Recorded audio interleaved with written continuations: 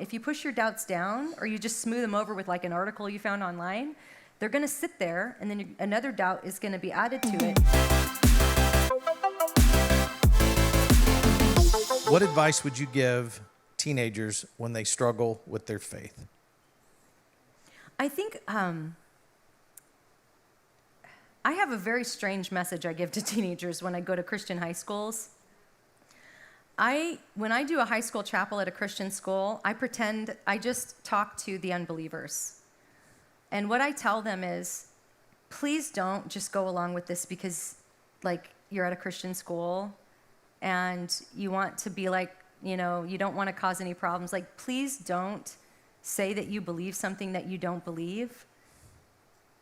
Take the space to investigate it and construct your worldview.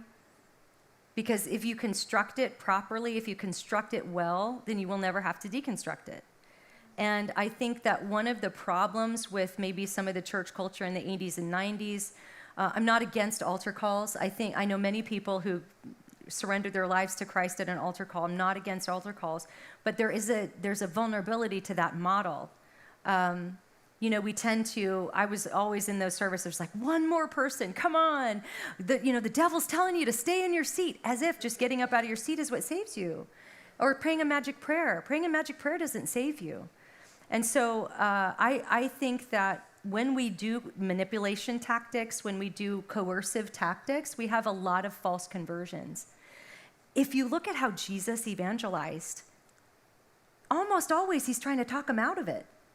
Look at the rich young ruler. What must I do to be saved? Oh my gosh, perfect opportunity. We've got our altar call right here. Just come on, No, Jesus says, he sees the idol in the guy's heart, right?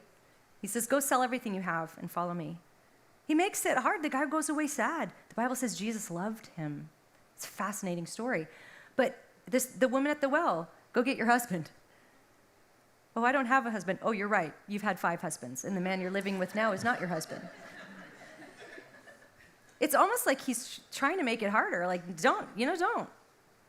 And so I think that we need to reorient our mindsets a little bit and not try to manipulate people into believing it. So my advice to high schoolers, that was a long way to get to the answer, but is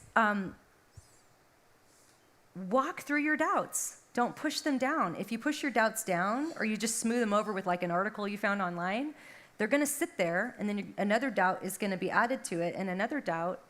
God can handle your doubts, but I would urge you to let the Lord go on that journey with you. Don't disconnect from him. Talk to him. Continue in your relationship with him. Lord, I don't understand why I have to believe the Bible is your word. I don't understand. It's hard for me. I struggle with believing that Jesus raised from the dead. Help me. And investigate, study, read. But doubt it's directional. You can doubt toward God. You can doubt away from God. Everybody's going to choose one or the other. So I would say, face your doubts, walk through them. You don't have a weak faith if you have doubt. I think it's a sign of you're owning your own faith, and you don't have to be afraid of it. There are answers.